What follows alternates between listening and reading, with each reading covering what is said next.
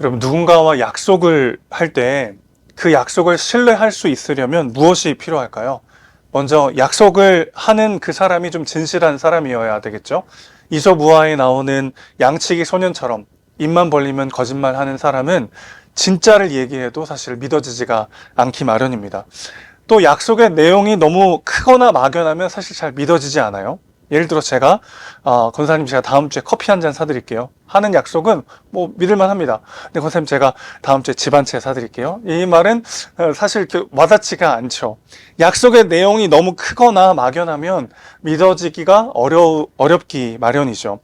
그런데 약속을 하는 사람도 굉장히 진실한 사람이고, 그 약속의 내용도 그 사람의 능력에 비해서 그렇게 막 불가능한 일이 아니라고 해도 약속을 지키고자 하는 그 시간이 너무 길어지면 그 약속만 붙잡고 살아가기가 너무 힘들어지기 마련입니다. 하나님께서 아브라함과 사라가 하나님이 원하시지 않는 방식으로 하갈을 통해서 이스마엘을 낳은 이후에 13년의 시간을 또 기다리게 하시죠. 그 13년의 시간 후에 하나님은 아브라함을 다시 찾아오십니다. 여러분, 13년이에요. 13년이면 얼마나 많은 일들이 있었겠습니까? 아브라함과 사라와 그 가족들 가운데 얼마나 많은 일들이 있었을까요? 근데 그 시간 동안 하나님의 약속만 믿고 기다리면서 사는 게 얼마나 어려운 일입니까? 한 해 한 해 갈수록 나이는 더 들어가는데 아이는 생길 생각을 하지 않죠. 그런 현실을 살아갈 때 약속만 붙잡고 그냥 기다린다는 게 얼마나 힘들었을까. 그간의 고군분투와 지지고복고하는 그 삶의 모습들이 참 많았을 텐데, 오늘 본문에는 그 모든 것들이 다 생략되어 있습니다. 그냥 아브라함이 99세가 됐고 여호와께서 다시 아브라함에게 나타나셨다, 이런 말로 시작이 되는 거죠. 여러분, 나에게는 굉장히 중요하고 의미 있는 사건, 그 시간들이 하나님께는 그렇지 않을 수가 있습니다. 나한테는 막 잠을 못 이룰 문제고 너무나 힘들고 어려움이고 현실인데, 하나님께는 그게 그렇게 중요하지 않은 일들일 수 있는 게 종종 발생하는 거죠. 하나님께 정말 중요한 것이 뭘까요? 그분께 정말 중요한 건 우리가 하나님을 온전히 의지하고 하나님을 온전히 신뢰하는 것입니다. 자, 1절 말씀을 다 같이 한번 읽어볼게요. 시작. 아브라함이 99세 때에 여호와께서 아브라함에게 나타나서 그에게 이르시되 나는 전능한 하나님이라 너는 내 앞에서 행하여 완전하라. 13년 동안 기다리느라 고생 많았다. 얼마나 힘들었니? 이런 말 하지 않으시고 아브라함에게 뭐라고 말씀하세요? 나는 전능한 하나님이라 내 앞에서 행하여 완전하라. 이제 부담스러운 말씀을 하십니다. 여러분, 이 말씀은 어떤 말씀일까요? 절대 실수하지 말고 흔들리지 말고 완전하라 라는 이야기가 아닙니다. 사실 하나님도 아브라함을 비롯한 우리 모두가 그럴 수 없다는 것을 너무 잘 알고 계시죠. 여러분, 살면서 한 번도 실수하지 않는 사람이 어디 있겠어요? 한 번도 흔들려 본 적이 없고, 한 번도 하나님의 말씀을 의심해 본 적이 없고, 한 번도 내가 내 스스로의 삶의 주인 되어서 낙심하고 넘어지고 실패해 본 적이 없는 그런 사람이 어디 있겠습니까? 우리 모두가 불완전한 존재죠. 우리 모두가 여전히 죄인이고 여전히 하나님을 의지하며 살기보다는 내 뜻대로 살아갈 때가 많은 그런 연약한 사람들입니다. 그런 아브라함 앞에 하나님 나타나셔서 나는 전능한 하나님이고 내 앞에서 행하여 완전하라 라고 말씀하시는데, 이 얘기는 무슨 얘기냐면 하나님 안에서만 이 약속을 이룰 수 있다라고 하는 또 한 번의 강조인 거죠. 그 하나님과 동행하는 그 임재 안에서의 그 자리를 지켜야만 성취할 수 있다라는 강조의 말씀인 것입니다. 자, 내 앞에서 행하라 라고 번역됐지만 히브리어 원문 원래 단어는 걷다는 뜻입니다. 그러니까 나와 함께 걸으라는 거죠. 내 앞에서 걸으라는 겁니다. 그래서 완전하라는 건 뭐냐면 문맥상 어떤 의미냐면 신실하게 의지하고 신뢰하라는 하나님의 명령인 거죠. 자, 종합해 볼까요? 무슨 뜻이죠? 불안하고 흔들리고 염려할 때도 있어요. 그러나 그 모습 그대로 하나님 안에서 하라는 것입니다. 하나님 안에서 불안해하고 흔들리고 염려하고 원망하고 부르짖고 그런 방식으로 하나님 안에서 걸어가고 그 하나님만을 신뢰하고 의지하라는 말씀이신 것이죠. 그럴 수 있는 이유는 뭡니까? 나는 전능한 하나님이라는 거예요. 엘샤다이라는 말이 처음 등장하는데 하나님이 전능하십니다. 그 전능하신 하나님이 신실하게 나를 사랑하시고 우리와 함께 하신다는 것을 믿을 때 우리는 내 연약함과 현실의 문제와 상관없이 다시 하나님을 붙잡을 수 있는 용기를 얻게 되는 거죠. 내가 전능한 자이니 너의 연약함에 연연하지 말라는 거예요. 내가 신실하게 변함없이 너를 사랑하고 너와 함께 할 것이니 너의 마음이 변질되고 흔들리고 깨지는 것에 집중하지 말라는 거죠. 누구에게 집중하라는 겁니까? 나에게 집중하라. 내가 전능하고 내가 신실하게 너와 함께하는 너의 하나님이다라는 말씀을 한 번 더 하고 계시는 거죠. 그래서 2절부터 8절 말씀 보면 하나님께서 다시 약속하시는데 아브라함이 보도 듣도 못했던 특별한 말씀을 하시는 게 아니라 똑같은 약속을 반복해서 말씀하십니다. 2절부터 8절 한번 볼까요? 언약을 세우는데 어떤 언약입니까? 네가 민족의 아버지가 될 거예요. 큰 민족을 이룰 것이다 너로 하여금. 그 약속 이미 주신 거 아니겠습니까? 6절부터 한번 보겠습니다. 6절 읽습니다. 내가 너로 심히 번성하게 하리니 내가 내게서 민족들이 나게 하며 왕들이 내게로부터 나오리라. 내가 내 언약을 너와 너 및 내 대대 후손 사이에 세워서 영원한 언약을 삼고 너와 내 후손의 하나님이 되리라. 8절 내가 너와 내 후손에게 내게 거류하는 이 땅 곧 가나안 온 땅을 주어 영원한 기업이 되게 하고 나는 그들의 하나님이 되리라. 아브라함이 예전에 처음 아브라함을 부르실 때 이미 들었던 다 말씀들이에요. 여러분 우리가 새로운 말씀 보도 듣도 못했던 새로운 말씀을 들어야만 사는 게 아니고 사실 이미 다 우리가 알고 있습니다. 하나님이 내 삶의 주인이시고 그분이 전능하시고 그분이 나와 함께 하셔서 그분을 의지할 때 나의 삶이 온전할 수 있다는 것을 우리가 알고 있어요. 이미 알지만 자꾸만 우리 안에는 그것과는 다른 마치 내가 내 인생의 주인 되어서 내가 해결해야 될 것 같은 그런 마음들이 올라올 때가 있죠. 그러니까 전혀 새로운 말씀이 필요한 게 아니라 똑같은 말씀이지만 다시 상기하고 기억하고 되새기는 시간이 필요하다는 것입니다. 핵심은 이거예요. 내가 하겠다는 겁니다. 히브리 원문을 보면 더 강조가 되어 있는데 2절부터 8절 사이의 모든 주어가 하나님이십니다.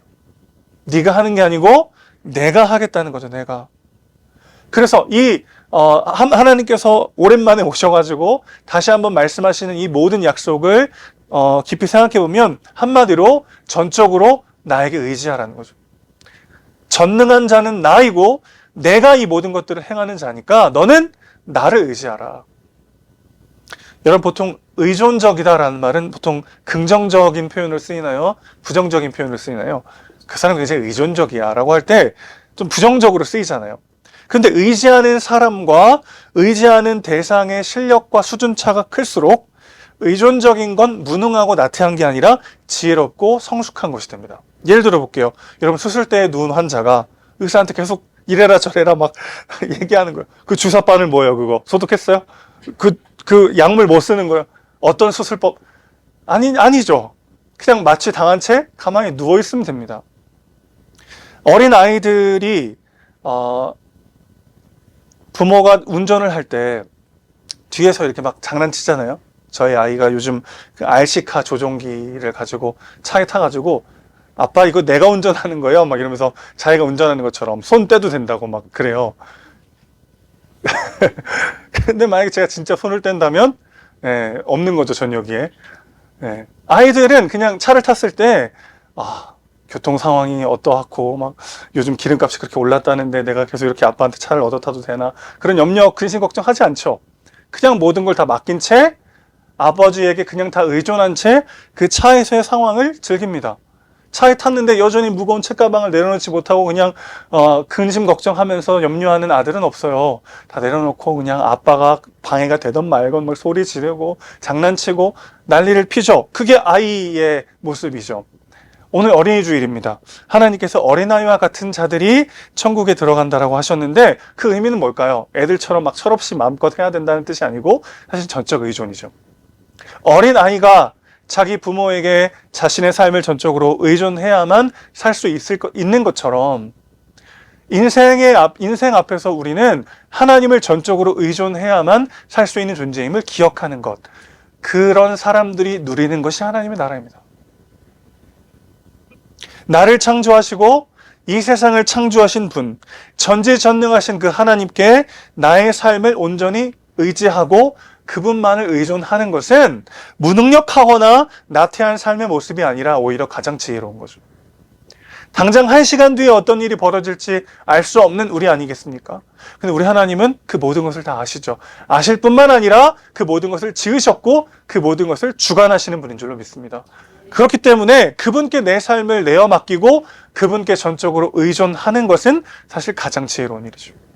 그래서 9절 말씀에서 하나님께서 아브라함에게 너는 내 언약을 지켜라 라고 말씀하신 것은 구체적으로 어떤 뜻이냐면 하나님이 내 삶을 책임지시고 하나님이 내 삶을 인도하신다는 그 사실을 다시 한번 받아들이고 다시 한번 신뢰하는 거죠. 여러분, 한번 하나님을 신뢰하고 한번 하나님께 내 삶을 맡긴다고 해서 염려가 사라지던가요? 그렇지 않아요. 염려는 끊임없이 우리 안에 올라옵니다. 그럼 어떻게 됩니까? 다시 내 삶을 하나님께 내어 맡기는 과정이 필요한 거죠. 다시 한번 강조하지만 매일매일 새로운 사실과 새로운 말씀이 우리에게 필요한 게 아니라 사실 이미 답은 우리가 알고 있어요. 그런데 알고 있지만 여전히 내 스스로가 내 삶의 주인되어서 살아가고 있는 모습들을 다시 주님 앞에 내어드리는 과정이 매일매일 필요한 것이죠. 하나님이 인도하시고 책임지십니다. 하나님의 약속이 오늘 우리 가운데 있는 줄로 믿습니다. 그럴 때 우리의 염려를 내려놓게 되는 거죠. 하지만 그 하나님의 약속은 믿음이 필요한 약속이기도 합니다. 하나님이 내 삶을 책임진다라고 말씀하셨지만 여전히 현실의 문제는 우리 가운데 있잖아요. 이 땅에 도래할 하나님의 나라 언제 옵니까 대체? 그 나라에서 우리가 왕노릇하며 하나님 나라의 상속자로 살아간다는 거 우리가 머리로 알고 있지만 너무 멀어 보여요. 너무 요원해 보입니다. 초반에 말씀드렸듯이 하나님의 능력을 의심하는 것도 아니고 하나님이 진실하시고 신실하신 분이라는 걸 모르는 것도 아니에요. 하지만 그분의 약속이 너무 멀게 느껴지기 때문에 오늘 그 약속만 붙잡고 살아가기가 어려운 거죠. 그래서 하나님의 약속을 붙잡고 나아갈 때는 반드시 믿음이 필요합니다. 하나님의 약속은 믿음이 필요한 약속이죠. 그래서 그 믿음을 구체적으로 적용하도록 하나님이 오늘 아브라함에게 두 가지 명령을 내리세요. 첫 번째는 할례를 받으라는 것이었습니다. 10절부터 14절에 기록되어 있죠. 할례를 받으라. 할례는 남자의 성기 끝을 잘라내는 거죠. 일종의 포경수술입니다. 고대 사회에서 널리 퍼져 있던 익숙한 의식이에요. 그런데 당시에 무슨 마취가 있는 것도 아니고 엄청난 고통 아닙니까? 그래서 보통 난지 8일 만에 가장 그 피가 잘 이렇게 응고하는 그 시기라고 하는데 보통 어린 아이 때 시키는데 아브라함이 지금 다 커가지고 99세 된 노인이 돼서 한다고 하면 생각해 보세요. 엄청난 고통이죠. 그 고통을 생각할 때 아브라함에게 이 할례는 어떤 의미일까요? 성기를 잘라내는 것 같은 심정적 효과가 있습니다. 이게 지금 어떤 뜻이요? 왜 지금 이제 와서 아브라함에게 할례를 하라고 하는 명령하셨을까요? 나의 생명은 나로부터 오는 게 아니라 하나님으로부터 온다는 것을 다시 한번 기억하기 원하시는 거죠. 나의 생명뿐만 아니라 나의 자손을 공급하시는 분도 오직 하나님이시다라는 것을 기억하기 원하셨다는 것입니다. 그래서 오늘날 우리에게 이 할례가 세례로 대체되었죠. 예수님께서 온전히 이것을 이루셨기 때문에 우리가 예수와 함께 죽고 예수와 함께 사는 인생으로 부름받았어요. 그래서 할례를 지금도 해야 될 필요는 없습니다. 세례를 받을 뿐이죠. 여러분 세례 다 받으셨죠? 세례 받을 때 어떻게 하셨어요? 물에 푹 잠기셨나요 혹시? 장로교에서도 물에 들어가는 것도 인정합니다. 많은 분들이 오해하시는데 장로교에서는 무조건 이렇게 물을 뿌려야만 한다고 생각하시는데 그렇지 않고요. 장로교에서도 물에 들어갔다가 나와도 그거를 세례라고 봅니다. 성경에 다 나오기 때문에 물에 담갔다가 나오는 것도 나오고 물을 붓거나 뿌리는 것도 다 성경에 나와요. 그래서 우리는 약식으로 물을 뿌리는 방식으로 이제 세례를 주는데 세례를 받는 이유가 뭡니까? 내가 이제 예수와 함께 죽고 예수와 함께 사는 인생이 되었습니다라는 고백이죠. 물속에 들어가면 아무도 살 수 없듯이 죽음을 뜻합니다. 예수가 죽었을 때 나의 옛사람도 함께 죽었습니다. 예수님이 부활하셨을 때 나도 새 사람 되어 새롭게 태어났습니다를 고백하는 의식이 세례의식이죠. 그러니까 세례에도 담겨있는 의미는 뭐예요? 나의 생명과 의미가 오직 예수 안에 있습니다. 주님께서 내 삶을 책임지시고 내 생명과 의미와 만족을 공급하시는 분이십니다. 라는 고백이 세례에 담겨 있는 거죠. 오늘 아브라함에게 할례를 행하라고 하신 하나님의 뜻도 그와 같습니다. 다 큰 어른에게 왜 이제 할례를 행하라고 했을까요? 마지막 남은 소망마저도 끊어져가는 그 시점에 그 소망을 확실하게 끊어주시는 분이 하나님이시죠. 신락 같은 희망. 그래도 내가 하나님이 늦었지만 아이를 주시지 않을까? 그런데 성의 끝을 잘라내는 그 할례 의식을 통해서 그 마지막 소망까지 끊어졌다는 것을 인식시키고 싶으셨던 거죠. 여러분, 약속은, 언약을 맺다, 약속을 맺다 할 때 히브리 표현에는 언약을 잘라내다로 표현한다고 말씀드렸습니다. 그러니까 아브라함의 마지막 희망이 잘라졌을 때 하나님과의 약속이 다시 한번 체결되는 거죠. 이 그림을 다시 한번 그려보시면서 하나님은 아브라함에게 할례를 받으라고 명령하신 거죠. 또 한 가지는 이 몸에 한번 새겨졌기 때문에 반복적으로 그 약속을 되새길 수 있습니다. 언제요? 소변 보러 갈 때마다 나도 모르는 사이에 하나님의 약속을 다시 되새기는 거죠. 반복적으로 몸에 새겨진 약속을 통해서 반복적으로 하나님이 내 삶의 주인이시고 하나님이 내 삶을 책임지시는 분이심을 그가 기억하도록 하기 위해서 하나님은 할례를 받으라고 말씀하십니다. 자, 두 번째 명령이 있었어요. 두 번째 명령은 아브라함에게 이름을 바꾸라고 하십니다. 원래 아브라함은 아브람, 존귀한 아버지라는 뜻인데 그 이름을 아브라함으로 바꾸라고 하세요. 아브라함은 어떤 뜻이냐면 열국의 아버지라는 뜻입니다. 또 사레는 나의 공주라는 뜻인데 사라로 바꾸라고 하세요. 사라는 그냥 공주라는 뜻입니다. 그러니까 당시 문화로 의역하면은 사레는 한 가문의 여주인이에요. 그런데 사라는 모두의 여주인, 즉 열국의 어머니가 되라는 뜻으로 이름을 바꿔 주신 거죠. 여러분 한번 당시 아브라함의 입장을 한번 생각해 보세요. 얼마나 민망한 이름입니까? 이름이 아버지인데, 이름 뜻이 존귀한 아버지라는 뜻이에요. 이름이 아버지인데 자식이 없어요. 얼마나 민망한 상황이에요. 얼마나 참 어색한 상황입니까? 제가 이름이 요한인데 목사라서 다행이죠. 제가 이름이 요한인데 만약에 스님이라고 생각해 보세요. 얼마나 어색합니까, 상황이. 근데 그런 거예요. 동네 사람들이 들었을 거 아니에요. 이름 바꾼대? 그래. 애도 없는데 아버지가 뭐야, 아버지 이름이. 뭐로 바꾼대? 에? 열방의 아버지? 열국의 아버지?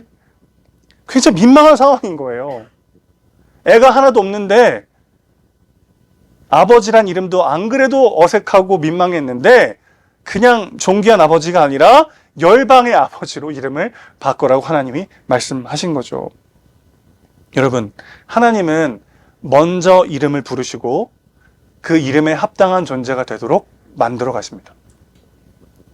세상은 어때요? 세상은 그 이름에 합당한 결과를 가져와야 그렇게 대우해 줍니다. 학교나 직장에 시험 볼 때, 들어갈 때, 면접 볼 때 제가 지금 실력이 없지만 그러나 5년 뒤에 저는 반드시 이런 실력을 갖출 거기 때문에 저의 가능성을 보고 저를 뽑아주십시오. 그럼 뭐라고 할까요? 내년에 다시 오세요. 아무도 뽑아주지 않아요. 세상은 자격을 갖춘 자를 씁니다. 하나님은 쓰실 자를 먼저 부르십니다. 이름을 먼저 불러주시고 그 이름에 합당한 자로 빚어가시는 분이 우리 하나님이십니다. 여러분, 우리도 아브람 못지않은 민망한 이름을 받은 거 아세요? 하나님께서 우리를 성도로 부르십니다. 성도. 교회에서는 보통 성도라는 이름을 어떻게 사용을 하죠? 아직 서리집사 직분 못 받으신 분을 부르는 호칭 정도로 생각이 들 때가 뭐 누구누구 성도님 하면은 사실 별로 안 친한 사람끼리 원래 그냥 이름 불러야 되는데 안 친하면 뭐 누구누구 성도님 이렇게 부르는데 사실 엄청난 이름이거든요. 성도, 영어로는 saint, 성자예요. 성자. 거룩한 자요. 성도라는 이름으로 하나님 우리를 부르시는데 굉장히 민망하고 어색한 이름입니다. 하나님께서 우리를 어떻게 보시죠? 너희는 택한 족속이요 왕같은 제사장이요 거룩한 나라 하나님의 소유된 백성이다. 너는 내 아들이고 나의 상속자다. 그렇게 부르십니다. 여러분, 이 이름이 그냥 그렇구나, 나는 뭐 그 정도의 자격 있는 사람이지, 그렇게 느껴지는 사람이 누가 있겠어요? 거룩한 하나님의 아들, 거룩한 하나님의 사람으로 하나님 우리를 그렇게 부르십니다. 성도라는 말이 그렇게 엄중하고 무겁고 거룩한 이름이죠. 그렇게 우리를 부르세요. 그런데 하나님은 먼저 부르시고 그 이름에 합당한 삶이 되도록 빚어가시는 분이십니다. 내가 그 이름을 받기에 합당한 사람이 되어야만 받을 수 있다면 얼마나 두렵고 절망적입니까? 그런데 하나님 항상 먼저 부르세요. 먼저 여겨주십니다. 존귀하고 아름다운 거룩한 하나님의 자녀라고 먼저 여겨주시고 그 여기심에 합당한 자가 되도록 우리를 인도하시는 분이 하나님인 줄로 믿습니다. 그렇기 때문에 엘샤다이, 전능한 하나님을 의지하여 우리는 그분 앞에서 오늘 하루를 걸어갈 수 있게 되는 것이죠. 현재 내 수준, 현재 내 모습으로 하나님의 일하심을 재단하지 마십시오. 오늘 나는 흔들리고 넘어지고 깨지는 부족하고 연약한 죄인이라 할지라도 그런 나를 하나님의 존귀한 자녀로 이미 부르시고 하나님 나라의 완전한 사람으로 여겨주시고 기어이 그렇게 완성하실 하나님을 신뢰하며 담대히 나아가는 우리 모두가 되시기를 주님의 이름으로 축원합니다. 여러분, 하나님께서 아브라함을 부르신 지 24년이 지났어요. 처음 부르셔서 24년이 지난 지금에서야 왜 이름을 바꿔주셨을까요? 성경에서 하나님이 이름을 바꿔주실 때는 항상 어떤 맥락이냐면 새로운 출발을 의미합니다. 베드로에게 가셔서 시몬에게 그의 이름을 베드로라고 바꾸시고 그가 하나님 나라의 충성스러운 제자로 사도로 쓰임받도록 그를 부르셨죠. 야곱에게 너는 이제 다시 야곱이라고 하지 않고 너의 이름을 이스라엘이라 하라라고 하면서 그의 인생에 새로운 의미와 새로운 출발점을 부여하십니다. 사울도 바울 되어 온 열방을 위해서 하나님께 쓰임받는 삶을 살았죠. 아브라함은 이제 끝이라고 생각했어요. 이제 100세가 얼마 남지 않고 더 이상 내가 내 힘으로 아이를 낳을 수 있는 소망은 이제 끊어져 간다. 아브라함이 이제 끝이라고 생각했지만 하나님은 이제 시작이라고 말씀하시는 겁니다. 아브라함이 이제는 난 소망이 없어요. 이제는 끝났어요. 이제는 도저히 하나님께서 내게 맡기신 그 사명의 길을 걸어갈 수 없어요. 라고 자포자기하는 그 끝자락에서 하나님은 이제야말로 시작이다라고 말씀하고 계신 거죠. 자, 여기에 대한 아브라함의 반응은 어떻습니까? 17절 보실까요? 그가 엎드려 웃습니다. 웃으면서 내가 이제 곧 100살인데 어떻게 아이를 낳을 수 있겠는가? 그렇게 이제 속으로 생각하죠. 그 속으로 생각하는 아브라함의 모습을 보면서 하나님이 말씀하십니다. 이때 아브라함이 막 웃었는데 비웃음은 아니었던 것 같아요. 왜냐면 18장에 보면 사라도 웃거든요. 사라가 웃을 때는 하나님이 약간 발끈하셔서 너 지금 웃었냐? 물으십니다. 사라가 이렇게 오리발 내밀죠. 안 웃었습니다. 아니야, 너 웃었어. 이렇게 강조하시거든요. 그런데 아브라함에게는 별 말씀 안 하세요. 아마 아브라함은 하나님에 대한 비웃음이 아니라 자기 자신에 대한 포기와 허탈함의 웃음이었을 것입니다. 그래서 하나님, 됐고요. 이스마엘이나 좀 축복해 주십시오. 그는 다 끝났다고 생각했어요. 자기 자신을 보며 자기가 처한 현실을 보면서 허탈함의 웃음을 날리는 아브라함에게 그 웃음의 새로운 의미를 부여하십니다. 하나님이 이렇게 약속하세요. 내가 물론 이스마엘도 축복해 줄 거야. 그러면서 이스마엘이 12두령의 조상이 될 거라고 말씀하십니다. 여러분, 이삭은 결국 12지파 이스라엘의 조상이 되죠. 그렇죠? 이스마엘도 12두령의 조상이 됩니다. 물질적 축복은 똑같이 하나님이 이스마엘에게도 주셨어요. 그러나 하나님과의 이 약속은 이삭을 통해서 이어질 것이라고 말씀하시는데 아브라함이 이렇게 웃고 있잖아요. 하나님, 이스마엘이나 축복해 주십시오. 웃고 있는데 바로 그 웃음을 사용하십니다. 하나님이. 그래, 내가 이맘때 너에게 웃음을 줄 것이다. 그 웃음이라는 이름의 뜻에 이삭을 처음으로 말씀하십니다. 이삭이라는 이름은 웃음이라는 뜻이거든요. 아브라함의 웃음을 보시고 이름을 지어주셨어요. 내가 내년 이 시기에 너의 웃음, 너의 이삭과 언약을 맺을 것이다. 이게 아브라함에게 굉장히 큰 충격으로 다가왔을 거예요. 왜냐하면 이스마엘의 이름을 누가 지어주셨죠? 하나님이 지어주셨습니다. 그가 이름을 지어주시면 반드시 그대로 되죠. 아직 하갈이 아들인지 딸인지 모르던 그때 하나님이 그는 아들일 것이고 그의 이름을 이스마엘이라고 하라고 말씀하셨습니다. 그 경험과 똑같은 방식으로 네가 아들을 낳을 거고 그 아들의 이름이 네가 지금 웃고 있듯이 이삭이 될 것이다. 약속하신 거죠. 내 방법, 내 계획, 현실적인 가능성이 완전히 끊어졌을 때 하나님 아브라함에게 터져 나왔던 그 웃음이요. 그 허탈하고 포기하는 그 웃음을 하나님 사용하셔서 웃음이라는 뜻의 이삭을 그에게 안겨주신 거죠. 내 가능성이 사라졌을 때 하나님의 때가 온 것입니다. 우리 삶도 마찬가지죠. 하나님께서 우리 삶을 인도하시는 방식도 이와 같습니다. 기다림의 시간이 길어질 때, 내가 세워놨던 계획들이 무너지고 나만의 가능성들이 희미해져 갈 때 하나님은 그때야 비로소 하나님의 때가 왔다고 말씀하십니다. 왜죠? 그때야만 비로소 우리는 온전히 하나님만 전적으로 의지할 수 있기 때문에 그렇습니다. 사실 우리 삶에 플랜 B가 많죠. 우리의 소유, 우리의 열심, 우리의 재능, 우리의 실력, 나만의 무언가를 쌓아놓고 그것으로 인해서 기도하지 않아도, 하나님 의지하지 않아도 살만한 인생을 살아갈 때가 얼마나 많이 있습니까? 그러나 하나님께 내 삶을 온전히 내어드리고 온전히 내어 맡길 때 우리 하나님은 그것을 통해 위대한 일을 이루어 가실 줄로 믿습니다. 자, 오늘 우리에게도 하나님께서 원하시는 할례가 있죠. 그 할례는 어떤 할례입니까? 포피를 베어내는 고통스러운 할례가 아니기 때문에 안심하셔도 됩니다. 로마서 2장 28절에서 29절 우리가 해야 될 할례가 기록되어 있습니다. 함께 읽어주세요. 시작. 무릇 표면적 유대인이 아니요 표면적 육신의 할례가 아니니라. 오직 이면적 유대인이며 할례는 마음에 알지니 영에 있고 율법 전문에 있지 아니한 것이라. 하나님 애쓰니라. 아멘. 겉으로 드러나는 유대인이 진짜 유대인이 아니고 내면적 유대인. 그래서 마음에 하는 할례가 오늘 우리에게 원하시는 할례입니다. 하나님은 오늘 우리의 이름을 바꾸셨어요. 너는 거룩한 하나님의 사람이다.